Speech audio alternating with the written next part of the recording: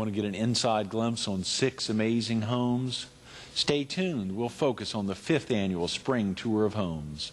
Coming up next on Carolina People.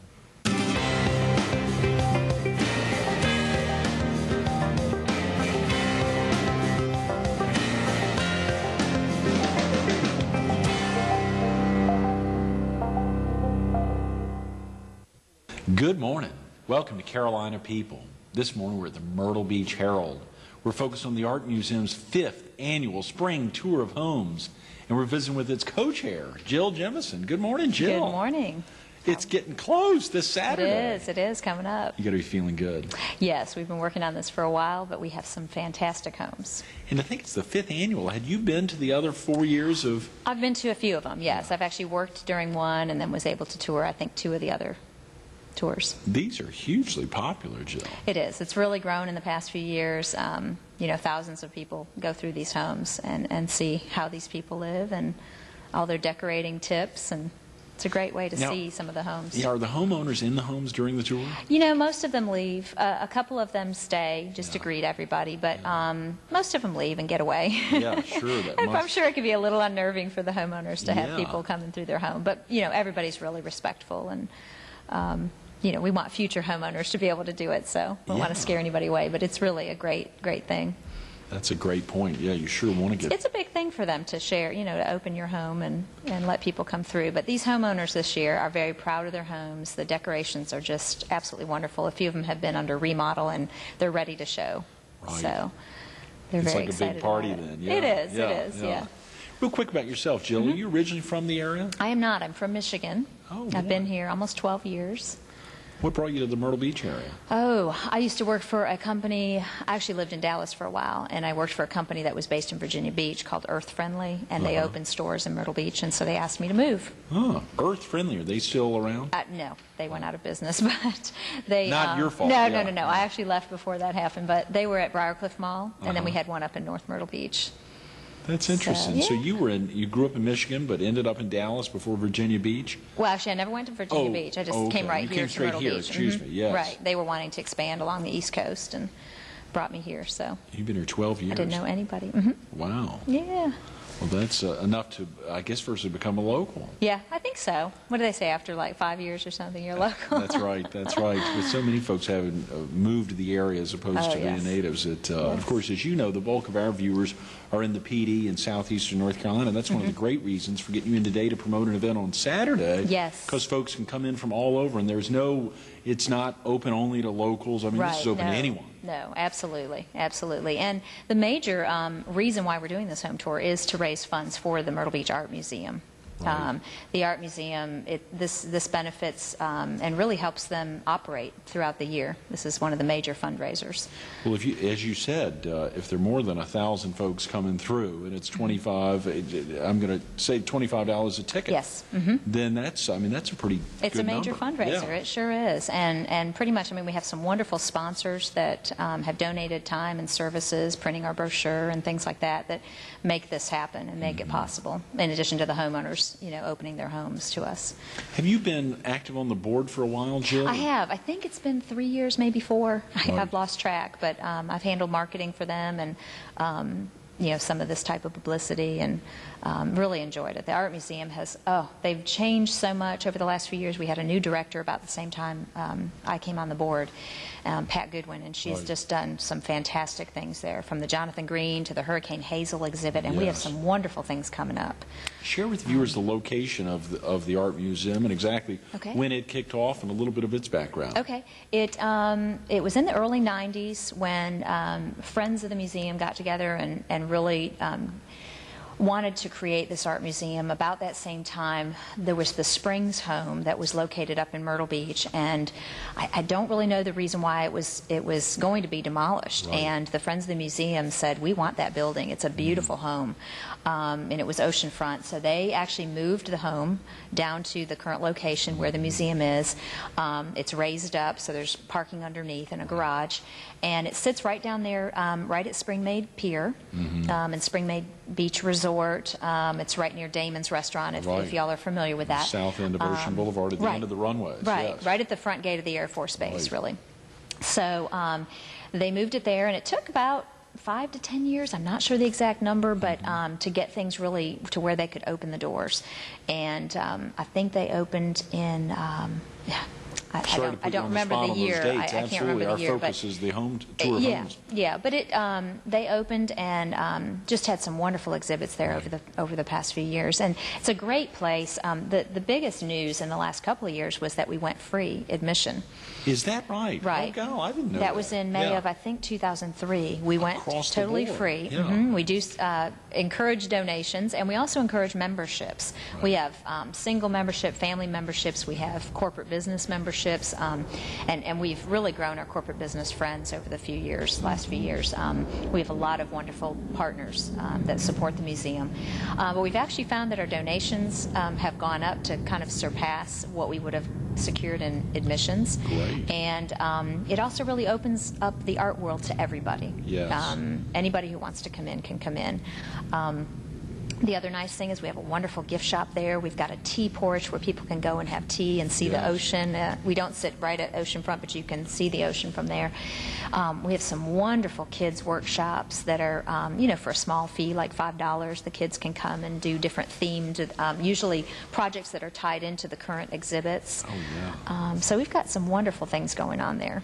And are the hours pretty regular? Would you know those off the top of your head? Yes, we're closed on Monday. Tuesday through Saturday, I think it's 10 to 4. Right. And Sunday, I think it's 1 to 4. I'll have to verify that. But and that simple phone number that we were going to promote, 843-238-2510, that's usable both for finding out where they can buy tickets or going and reserving some tickets as well. Right. You can actually purchase your ticket over the phone with a credit card and go by there and pick up your ticket, because you will need that to take to the homes. Right. But we're also taking reservations for the lunch, which is the same day at from 11:30 to 3 at the Ocean Club, the Grand Dunes Ocean Club in the Cabana, which is the large tent. It's kind of a permanent tent there. It's going to be a wonderful lunch, and that's just $10 for lunch and dessert and coffee and tea and all that good stuff. And so you can actually place your reservation and go ahead and pay for lunch, so you don't have to worry about that, and you'll bypass the regular line.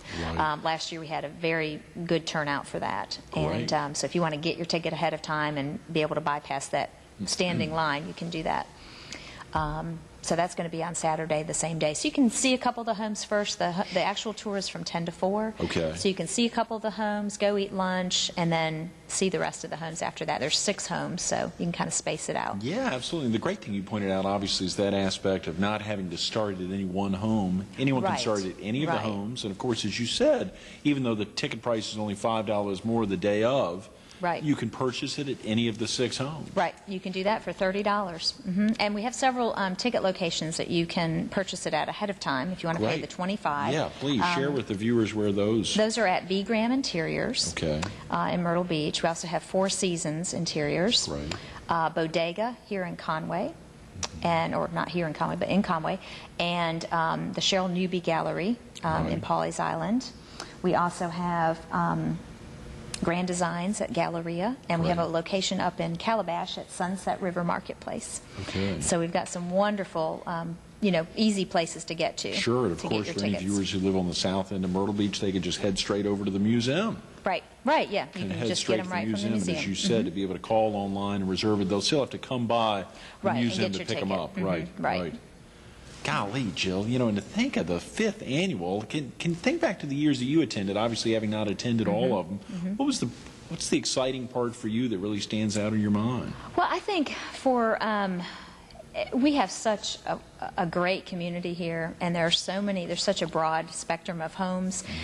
This year we have 2 historical homes, which we can talk about here in a few minutes. But the neat thing is getting to see all the different homes and the different interiors. The interior designs have been done by different people. If you find out who the interior designer is and you like it, you can just call them up and try to do your own home, something similar, or just if you like that style. So I think the exciting thing is really just getting ideas. If you're building a home, it's a great way to kind of see some floor plans and get inside some of those homes. If you're doing a remodel, a lot of these homeowners will showcase their landscaping, who they got their lighting from, and their their appliances, their flooring. You'll be able to learn a lot of that as you walk through the home. We have about 100 volunteers that will help on the day of the tour. Really? This Saturday? Wow. Yep. They will be there, and every home will have volunteers kind of stationed throughout the home, and they'll be able to tell you about the home as you're walking through. So it's really neat. A lot of these homeowners have unique artwork or things that are historical about their home that you might learn as you walk through, and those volunteers will be able to tell you about that. Well, let's go ahead and break down the 6 homes so that if viewers wanted to head out to any of the 6 this Saturday, and the very important thing to ask, rain or shine. Rain or shine. Everything works. Rain or shine. And of course, the big tent there at the Ocean Club, it's everything works fine. And, I mean, everyone can get in and out of climate controlled and all that Parking's good stuff. probably pretty good for folks. Yes, yes. There's no buses or anything? Or, no other transportation. Everyone just travels on their own to each home. Right. And like I said, all the homes are within a few miles of each other. Yeah, well, great. So, Well, obviously, we can pick any of the 6 and start there and kind of... Okay. Well, let me see. I will just try to do them off the top of my head. We have the Behringer home, which is at right oceanfront at about 62nd. I'm not sure. I'll have to cheat and look on the map. 6008 North Ocean So you're right Boulevard. there at 60th Avenue, Ocean Boulevard. That's a great home. It's been owned by this family. They actually live, I think, in North Durham. Carolina. They're from Durham, yes. That's right. And this is a second home for them. Yeah. And I have not been inside. I've only been inside a couple of these homes, so you have to forgive me. But there's some great descriptions in the brochure if you'd like really to are. get a of course, sneak folks, peek on can them. stop by.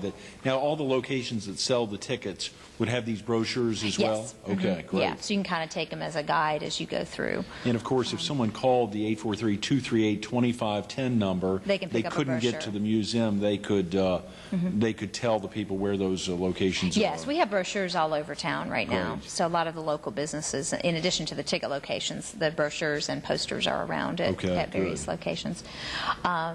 So that's one of them. Not far from there on Haskell Circle is Billy Johnson's house.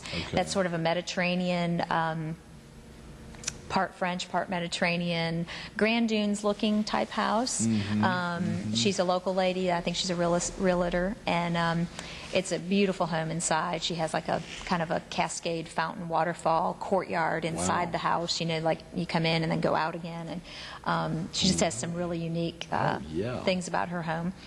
Not far from there, you'll see Bobby and Julie Kelly's home. Now, this is one of the historical homes in Myrtle Beach. It was originally Ruth Gore's home growing up, the Trask family. That was her maiden name. It was built with wood from her Trask family farm in Pawleys Island. There's a lot of unique things about that home. There's Charleston millstones inlaid in the floor. There's a brick from Charleston that is the floor on the porch. The fireplace was brought in from New York. The new owners have redone the kitchen area and the dining room. They changed a lot of that from the original floor plan. But they've also added in a really neat swimming pool with some unique landscaping, and they built a guest suite on the back. So there's some new things to the home as well. And that actually sits on 2 lots on 37th Avenue. So that's a really neat home. Not far from there, across over into Pine Lakes, a little bit further north, you have the Wiseman home, Jim and Martha Wiseman. This home used to be the Miles family home, which they ran Pine Lakes for many, many years until Burroughs and Chapin bought it. And it was actually built in 1927. It was the guest cottage for the country club, which was before it was called Pine Lakes Country Club. It was called the Ocean Forest Country Club. And that home was built then, and it still has a lot of historical aspects to it. It's obviously been remodeled probably many times. But from what I understand, there's like a padded billiard room, like velvet walls, and there's just some really neat things there. That's a home you haven't been in yet. I have not been in a while. I'm looking forward to it, though. Yeah, you'll see all this on Saturday. I get to go around and, see all the homes myself, so that'll be exciting. We also have the Gresco home. Is that the last of them? That's right. The Moore and Gresco homes, Yeah, that's right. Ruby and Silvis Moore. The Gresco home is in a new neighborhood that many people probably aren't even aware exists.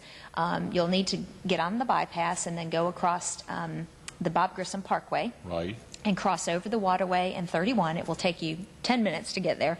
And you'll come to a stop sign, then you go through that stop sign, and on your right will be Black Creek Plantation. It's a gated community.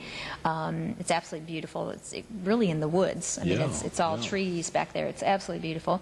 This is a very large home. It's Patty and Dr. Andrew Gresco. Yes. And they have a couple of children, and it's just, from what I understand, a gorgeous home. Oh yeah, about, I think I saw 7-some thousand square feet. Yeah. It's roomy, and the land around it is pretty roomy as well. But that's the beauty of that neighborhood. I mean, I think all the lots are like 5-acre lots, the kids have room to play, and it's a really neat home. And then Ruby and Silvis Moore, they have a really neat home up in Grand Dunes in Castilla del Mar on Cortona is their street. And they have, this is also a second home for them. They live in North Carolina as well. And I think they're in their retirement age, and their kids are grown. They had some help from the daughter in some of the design work. They picked out some really neat wrought iron features that are throughout the home. And it's also a very Mediterranean style home. But that kind of gives you a Grand Dunes feel and look to that neighborhood. Yeah, for viewers even on the Strand, but particularly in the PD in southeastern North Carolina who aren't familiar with Grand Dunes, that's a great opportunity on this side of the waterway. Right. On the Myrtle Beach side of the waterway, to be able to experience a little bit of the feel of Grand Dunes. So we really have quite a variety. You have the cottagey style from the oceanfront one to the 7,000 square foot, really nice new home, to the Grand Dunes feel, to the historical homes. So it's really a good mix of homes for the tour this year. And you said you've only been in about half of these homes, Jill. Right. Now, this would be pretty stressful for you. And who you're co-chairing this with? Lanita Pritchard. Okay. She actually, twisted my arm to do this with her. But I really enjoyed it. It's been a lot of fun.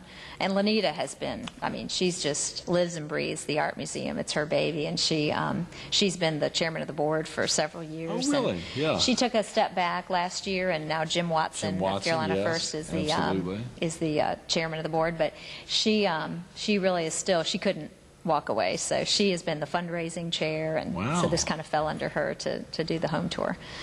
So, and I have to credit Sue Mazingo she's been doing the tour, really chairing it and co-chairing it for the last few years, and she's one of our key people for finding the homes and getting the homeowners to.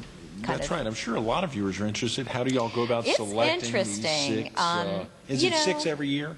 It's 5 to 6. 5 to 6. Somewhere in there. I don't think we've ever had more than 6. Right. We may have had as few as 5. Yeah, it's a lot to get. And we want to preserve a few homes for next year too. So if we have any interest out there, that's right. we'll need them again next year. But Sue has been quite instrumental. She will contact the owners, and then she will. We ask the homeowners, but then we have to go see the home first too. Sure. Before, you have to make sure that it's what viewers would want to see and guests would want to see.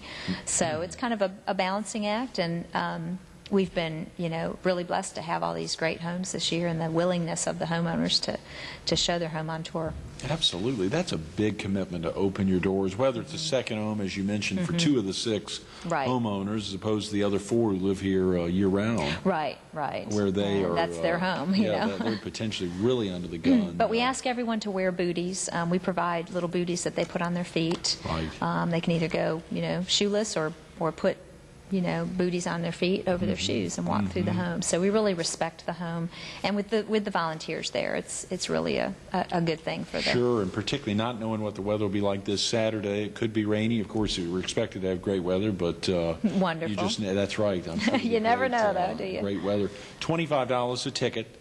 Right. And that would enable for all 6 hours to get in and out of those homes. Plus, I think you said $10 for the luncheon. That's what, So a maximum. That's a great lunch for Grand Dunes food. Woo, they've got some wonderful chefs there, and I'm really excited about that part, I think. Sure. When you break that to $35 down to get lunch plus, it's really $5 an hour.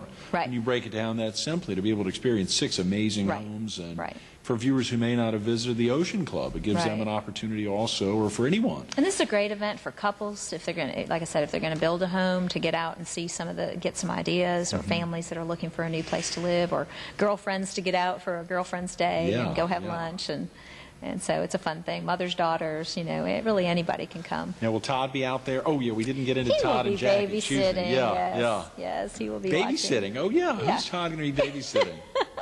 Our son Jack. Oh, wow, Jill.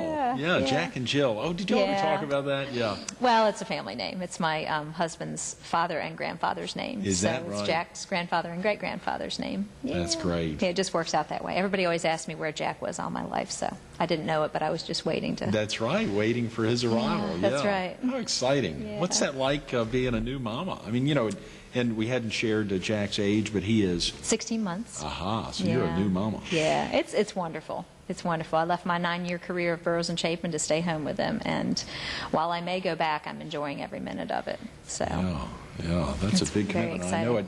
Reading a little bit about some of the things y'all are doing on a regular basis. Of course, this morning to be able to break away. Thanks for coming over here Sure. to help No promote problem. this 5th annual tour this Saturday. But to see some of the things y'all have gotten active in that that you and Jack do on a regular basis, he keeps you pretty dang busy. Yes, he does. Aside from what he has Todd more would of a do. social Yeah. life than I do, That's I think. right. That's right. Or I just have the social life along with him. You're introducing him to art at an early age. You all get down to the museum, and of course, the museum's open to all ages. It really Yeah. is. And he has been to a couple of the openings. Sure. He has walked through there and flapped his arms when he saw the bird exhibits, and he's done. He's really been exposed. A lot of the kids' programs start around the age of 4 to 5, Right, so they right. can really get in there and get their hands on. So we're waiting for him to get in there and do some of yeah. those things. But How often do the exhibits change, Jill? you know, the exhibits are typically 2 to 3 months long, and then there's usually a week in between to take down and put up. We have a fabulous Kay Tier is our curator. I believe she lives in Columbia, so she keeps her ear to the ground and has some wonderful exhibits coming up. Right. I've been so impressed at between Pat and Kay's work in pulling these exhibits together. But yeah, every couple of months we have some new, and we usually have 2 exhibits going on at the same time. We have the 2 galleries, plus we have the gallery upstairs, which houses the permanent collection for the Waccamaw Craft Guild. Okay. But sometimes we take that down as well and store that so that we have room for maybe a 3rd exhibit. I understand you all have a great-looking website, myrtlebeachartmuseum.org. .org, yes, Yeah, we do. that Yes, we do. probably- And we have current exhibits on there. We try to keep that updated and make sure that everything's happening up there. You can find out about the memberships on there. You can find out about the children's programs. We have a kids program called Second Saturday. So second Saturday of every month. It's usually like from the hours of 1 to 2:30. And kids can come out. I mentioned earlier that all the programs are themed to whatever exhibits are currently going on. So they can go in and see the exhibit, and then they can go and implement something similar, depending on the type of medium that it is. Oh, yeah. Wow. We've got an exhibit coming up, for example, in April called, I think it's called the Art to Adorn, and it's all about clothing, and that is really art. Hats and purses and shoes and things like that. But the kids are going to actually be able to make something for themselves to wear that'll be artwork. Oh, great. So it'll be thinking. really Wow. neat. That Yeah. is great. Thank you. Y'all had another big fundraiser recently that Jim Watson had talked to me about. It's not a bad night for me, unfortunately, but I heard it was a huge success. Oh, and the exhibit is up. Actually, it's down now. I take that back. Okay. It just went down, but it was called Myrtle Beach Collects. Right. And we had a gala to celebrate Myrtle Beach Collects right at the beginning of the opening, at the beginning of January. But it was wonderful. All the artwork was locally owned by Myrtle Beach residents. Oh, wow. And we had a Picasso in there, and a Degas, and Matisse, and just all this famous, internationally known historical art, as well as local and regional art too. So it was a fabulous exhibit. How exciting. And original. I mean, that's the kind of thing that I've just been so impressed with the museum at being able to do some really unique exhibits. And, of course, for the whole community of wrapped around, and obviously City Council even supporting it, it's the Franklin G. Burroughs Simeon B. Chapin Library, Art Museum. Art Museum, excuse me, Right. and you all promote it. That's the official name, and Burroughs and Chapin donated the land, which is how the namesake came about for the founders of the Burroughs and Chapin Company. Right. But the city actually owns the building now, which they give us support in keeping up with the landscaping and Yes. some of those things. And then that lets the museum focus on the operation of it and the fundraising that goes into keeping the museum open. So, but yes, there's a lot of support from City Council and from the county, and it is our only art museum. So it's quite a treasure that a lot of people don't even realize is there. And since we went free admission, it's a great thing to take your friends and family when they come to visit. We do have a good number of tourists, school groups, all kinds of groups come through to see the museum. If you wanted to make one important point about this 5th annual tour of homes, Jill, why would this be something that everyone would want to get out for? Oh, well, I think you have to have an interest in it. You know, it may not be something for everyone, but like I mentioned, if there's a, you know, if you just have an interest in seeing some of these homes, how people live that maybe you haven't seen before, the interior design work, just getting a feel for what you might want to do in your own home, then I think it's for you. And it's a donation for the Art Museum. Exactly, and that's a very, very important point, is that this is a great way to support the museum. Those are great words. Thanks so much for being with us this morning, Jill. Thank you. Absolutely. Stay tuned to more Carolina People with Jill Jemison coming up next.